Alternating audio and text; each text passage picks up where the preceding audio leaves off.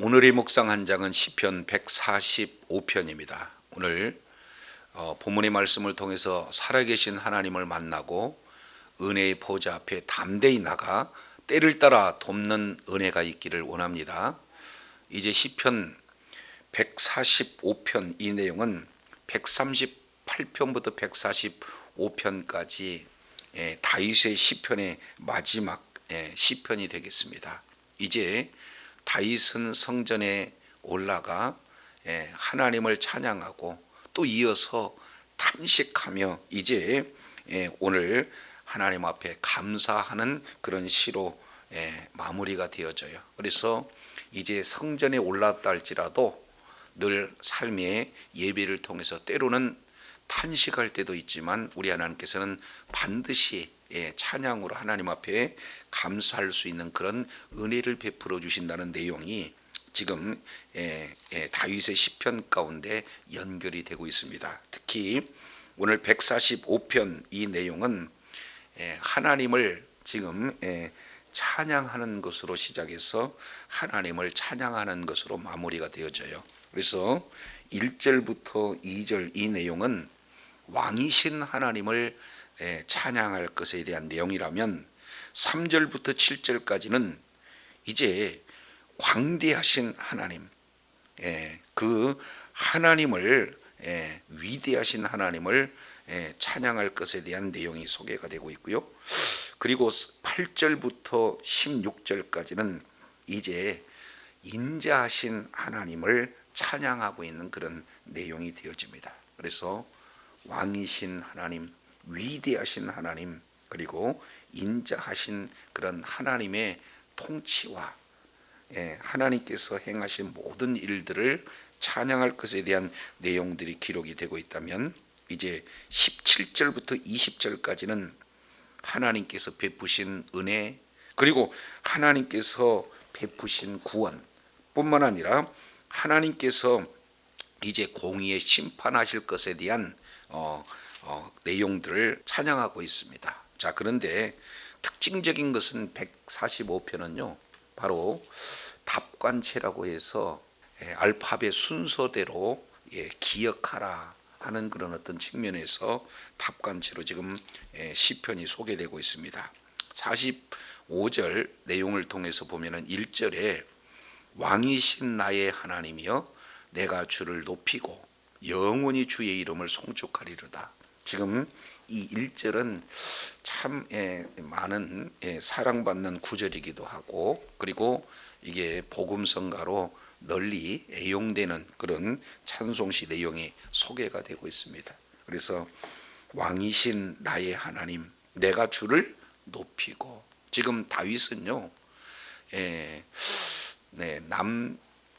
남유다와 그리고 북이스라엘 왕까지 많은 왕들이 이렇게 소개가 되고 있지만 그 중에서도 가장 위대한 왕으로 이렇게 알려져 있는 왕이잖아요. 그럼에도 불구하고 자기 자신은 이제 우리가 지난 시간 144편 내용을 통해서 살펴보듯이 지금 신분 자체가 왕이 돼도 불구하고 진정한 왕이 누구냐? 하나님이 나의 왕이시다 하는 그런 신앙을 고백하면서 왕이신 나의 하나님께 지금 찬양을 드리는데, 찬양 내용이 1절 2절 내용을 통해서 보면 크게 세 가지로 표현이 되고 있습니다. 첫째, 1절 내용은 두 가지가 나와 있는데요, 내가 주를 뭐하고 높이고 그랬어요. 그러니까 하나님이 나의 왕이시면서 동시에 나의 주님이시다. 그러니 내가 주님을 이제 높이는 것이 지금 내가 할 일이다. 두 번째, 영원히 주의 이름을 뭐하고 있다 그랬습니까? 송축한다. 여기서 송축한다 하는 내용은 원문 그대로 보면 바라크, 그래서 무릎을 꿇다, 납작 엎드리다. 그러니까 이제 자기 자신은 아주 무릎을 꿇고 납작 엎드리면서 오직 주님만을 높이겠다라고 지금 고백하고 있는 거죠. 그래서 2절 내용은 반복적으로 이렇게 표현하고 있습니다. 내가 날마다 주를 송축하며 그리고 영원히 주의 이름을 송축하리이다. 그래서 송축하다는 말이 3번 이렇게 기록되고 있는데 원문 내용은 조금 차이가 있어요. 그래서 할랄이라고 하는 내용으로 이제 하나님을 자랑하다는 그런 어떤 표현입니다. 그래서 나는 주님을 높이겠습니다. 그리고 이제 나는 주님 앞에 납작 엎드리겠습니다. 그리고 오직 나는 주님을 자랑하겠습니다 하면서 주님의 이름을 지금 번갈아 가면서 반복적으로 말씀하고 있는 것을 보게 되어져요.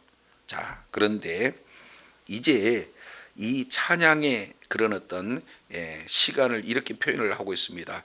영원히 송축하겠다는 거죠.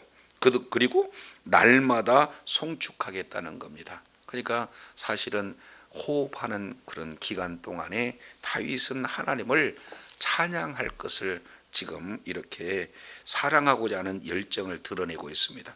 근데 왜 이렇게 찬양할 수밖에 없을까 하는 내용이 이제 그 이유가 3절부터 7절까지 소개가 되고 있어요.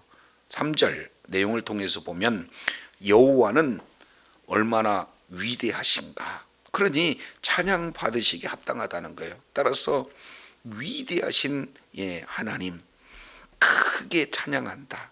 그리고 그의 위대하심은 측량하지 못한다. 그러니까 얼마나 위대하신지 측량하는 것은 절대 불가능하다. 그만큼 측량하지 못할 정도로 위대하신 하나님을 찬양하되 크게 찬양하는 그런 내용들이 소개가 되고 있죠. 자, 이게 하나의 큰 이제 무게를 이렇게 표현하고 있다면은 4절 보세요. 대대로 주께서 행하신 일을 크게 찬양하고 주의 능한 일을 선포한다. 여기서 선포한다라고 하는 이 내용도 큰 소리로도 이렇게 말한다라는 그런 뜻이에요. 그러니까 하나님께서 행하시는 일들이 얼마나 크고 얼마나 위대한지, 그리고 얼마나 이제 크신 그런 일들을 진행하셨는지 이런 내용을 큰 소리로 칭찬하고 큰 소리로 선포하는 그런 어떤 내용이 자기 자신에게만 이루어지는 것이 아니라 4절 보니까 어떻게 이루어진다고 그래요? 대대로. 그러니까 이제 오고 오는 세대 후손들에게 신앙을 정수해서 나 당대뿐만 아니라 내 후손에게도 찬양을 이렇게 가르치는, 그래서 신앙을 전수해서 위대하신 하나님을 경험하고 위대하신 그런 하나님을 찬양하는 그런 어떤 내용들이 소개가 되고 있습니다. 자, 그러면서 5절, 6절, 7절은 조금 더 구체적으로 표현을 하고 있죠. 5절, 주는 주의 존귀하고 영광스러운 위엄, 찬양의 내용이에요.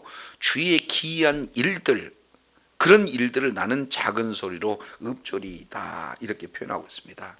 그러니까 하나님께서 얼마나 이제 위대하신지, 그런 행하시는 모든 일들 하나하나를 마음 가운데 뭐 하는 거예요?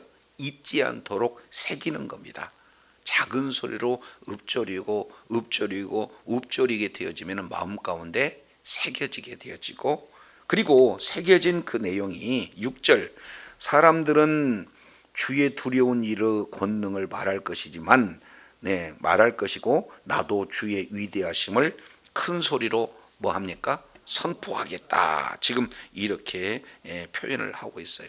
하나님께서 하시는 그런 일들 보면은 가히 지금 측량할 수 없는 크신 그런 일들을 진행을 하시는 거죠. 그래서 그럴 때 하나님의 일을 보고 많은 사람들은 사실은 두려워해요. 자, 그런 대표적인 내용을 이제 출애굽기 15장 내용을 통해서 살펴보면은 이제 이스라엘 백성들을 구원해 내실 때 홍해를 가르시잖아요. 그리고 그 홍해를 통과하게 하신 하나님의 놀라운 그런 일에 대해서 이제 그 수장되어지는 애국군들은 매우 두려워합니다. 그러나 그 홍해를 통과하게 하신 그런 하나님을 이제 이스라엘 백성들은 뭐 하는 겁니까? 마음껏 지금 찬양하고 있는 그런 내용들을 보게 되어져요. 그래서 사람들은 두려운 일을 말하지만 나는 하나님의 그 위대하신 일을 선포한다. 7절 주의 크신 은혜를 기념하면서 말하고 주의 의를 노래하리다. 지금 이렇게 표현합니다. 그래서 다윗은 자기 자신만 하나님을 만나고 하나님의 일하신 큰 행적을 기억하며 찬양하는 것이 아니라 후손 대대로 이런 일들을 지금 전수하서 신앙 전수가 이루어지고 후손 대대로 찬양하는 그런 어떤 내용들이 계속 되어지는 것을 지금 말씀을 하고 있는 것을 보게 됩니다. 점점 찬양이 확대되어지고 있다 하는 모습들을 보게 되어져요. 자, 그러면 왜 찬양할 수밖에 없는가? 또 이제 8절부터 16절까지 기록되고 있는데 하나님은 어떤 분인가? 8절 여호와는 은혜로우시다. 그리고 긍휼이 많으시다. 그리고 노하오기를 더디하시고 인자하심이 크시도다. 이 내용은 출애굽기 우리가 34장 이 내용을 통해서 살펴본 바로 이제 하나님께서 어떤 분인가 하는 그런 속성을 우리 주님께서 친히 이렇게 말씀하시고 있는 내용을 그대로 표현하고 있습니다. 그래서 이제 모세에게 하나님께서 이렇게 임하셔서 직접 하나님께서 말씀하고 있는 그런 성품 내용을 출애굽기 34장 6절 5가지 내용으로 이렇게 표현하는데 그중에 4가지를 지금 이렇게 표현을 하고 있는 것을 봐요. 그러면서 9절 여호와께서는 모든 것을 선대하시고 그의 지으신 모든 것에 긍휼을 베푸시는도다. 하나님께서는 다윗에게만 이런 은혜를 베푸신 것이 아니에요. 그리고 다윗에게 신앙을 전수받은 그런 후손들, 그런 대대에 이르는 하나님을 경외하는 그런 자들에게만 은혜를 베풀어 주신 것이 아니고 9절 내용을 보니까 여호와께서는 모든 것을 선대하신다. 그 모든 것이 뭡니까? 그의 지으신 모든 것에 긍휼을 베푸신다. 그러니까 하나님의 은혜가 안 미치는 곳이 없어요. 모든 피조물에 다 미쳐요. 이 내용을 예수님께서는 마태복음 6장 30절에 오늘 있다가 내일 아궁에 떨어지는 들풀도 하나님께서 이렇게 입히시거든 하물며 너희일까 보냐 이렇게 지금 말씀을 하고 있어요.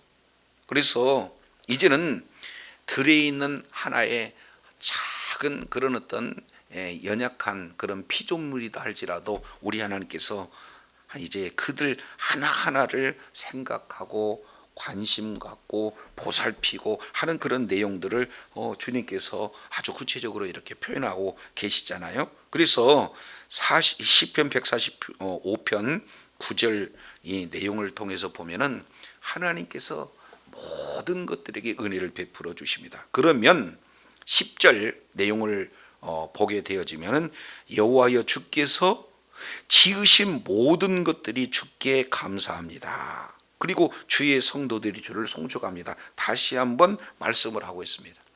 그래서 모든 피조물 자체들도 하나님을 계속 이렇게 찬송하는 그런 어떤 내용들을 보게 되어져요.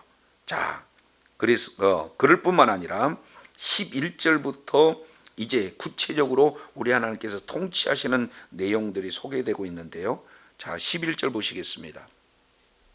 그들이 주의 나라의 영광을 말하며 그리고 주의 업적을 일러서 주의 업적과 주의 나라의 위엄이 있는 영광을 인생들에게 알게 하리라. 그래서 주의 나라는 영원하고 주의 통치는 대대에 이르리라. 지금 이렇게 표현을 하고 있습니다. 그래서 모든 피조물과 그리고 이제 하나님께 은혜를 입은 모든 그런 성도들이 이제 하나님의 나라의 영광을 계속해서 선포하고 하나님께서 행하시는 그런 일들을 계속해서 오고 오는 세대에 알리는 그런 어떤 일이다. 이유는 하나님의 나라는 영원하기 때문이다. 하나님의 통치는 영원하기 때문이다. 따라서 하나님을 찬양하는 이 내용은 당대에만 그치는 것이 아니라 영원토록,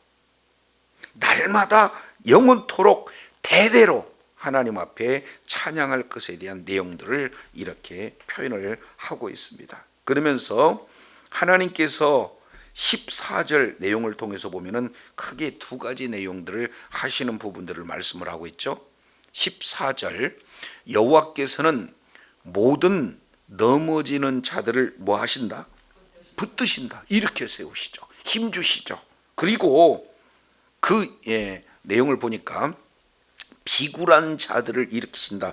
여기서 비굴한 자들이라는 것은 넘어진 자, 엎드려지는 자, 그런 자들을 이렇게 세우셔서 마침내 높은 자리에 있게 하신다 하는 그런 내용이에요.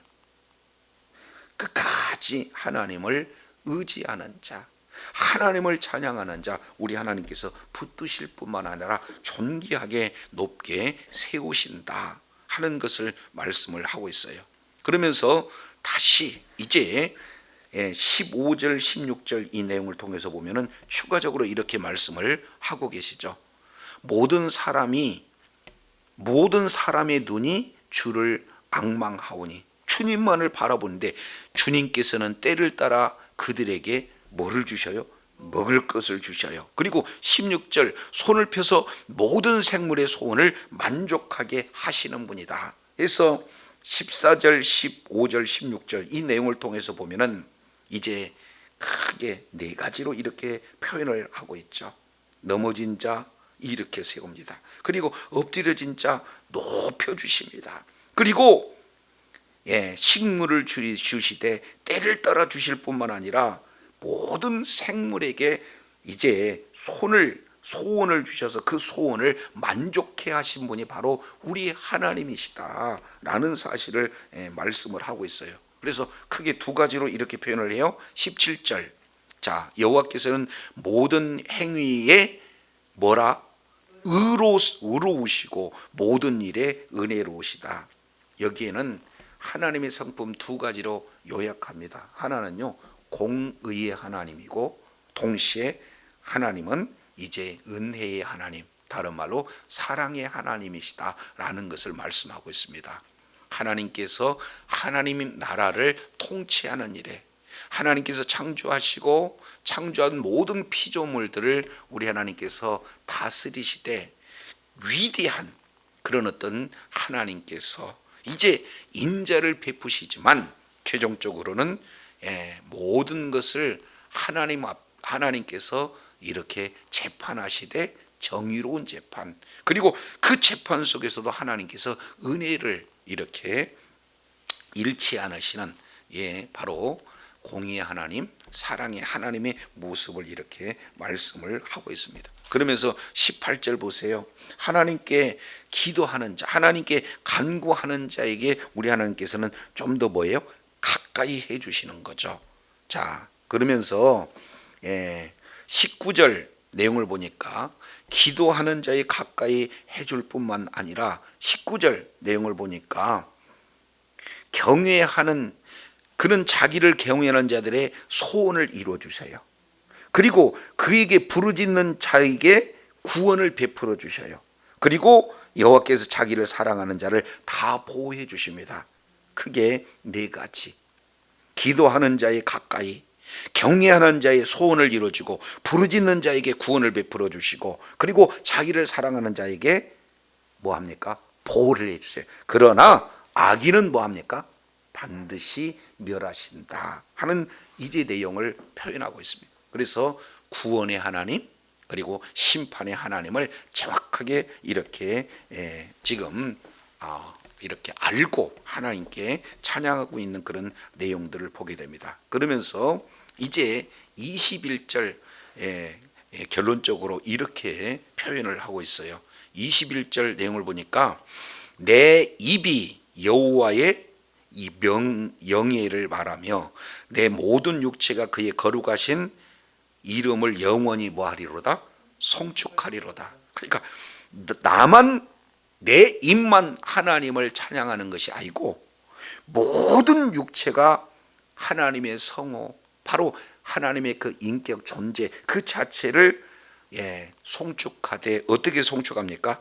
영원히 송축하고 있는 그런 내용들을 보게 되어져요. 그래서 결국 이제 시편 145편 내용을 통해서 보면은 나로 시작해서 무엇으로 끝나냐면 모든 육체로 끝나요. 그 사이에 이제 계속해서 대대로 찬송하게 되어지고 모든 이제 성도들이 찬송해주고 더 범위가 넓어져서 모든 창조하신 그런 피조물들이 주님을 이제 찬양하고 있는 그런 내용들이 드러나고 있어요. 그러면서 찬양이 점점 확대되어서 영원토록 하나님을 찬양할 것에 대한 그런 어떤 고백들이 이렇게 이루어지고 있습니다.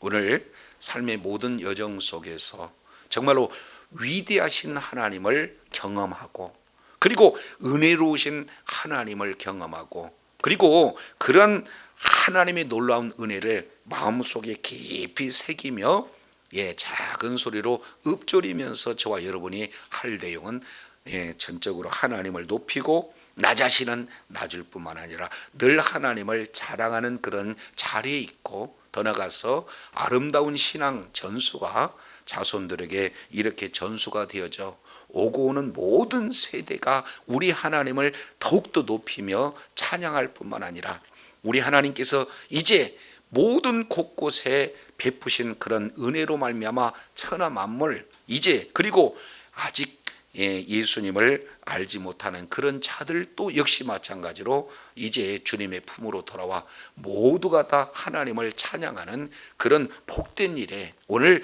다윗이 자기 먼저 찬양하고 모든 육체가 찬양할 것으로 찬양이 확대된 것처럼 저와 여러분을 시작으로 해서 많은 자들이 주님의 품으로 돌아와 주님을 찬양하며 주님을 높이며 주님께 영광 드리는 일에 복되게 쓰임받는 역사가 있기를 간절히 원합니다. 기도하겠습니다. 하나님 아버지 감사합니다. 오늘 또 우리 주님께서 사랑하여 주셔서 다윗은 자신이 위대한 왕으로 칭송을 받는 그런 자리에 있지만 나의 왕은 나의 하나님이시요 나의 주는 바로 하나님이심을 고백하면서 하나님을 높이되 자신은 낮추고 하나님을 자랑하는, 그래서 하나님을 찬양하는 다윗은 그 내면 가운데 이미 또 하나님께서 은혜를 베풀어 주시고 하나님께서 행하시는 그 위대한 업적들을 하나하나 마음에 새겼기에 우리 하나님을 찬양하고 있는 것을 보게 됩니다.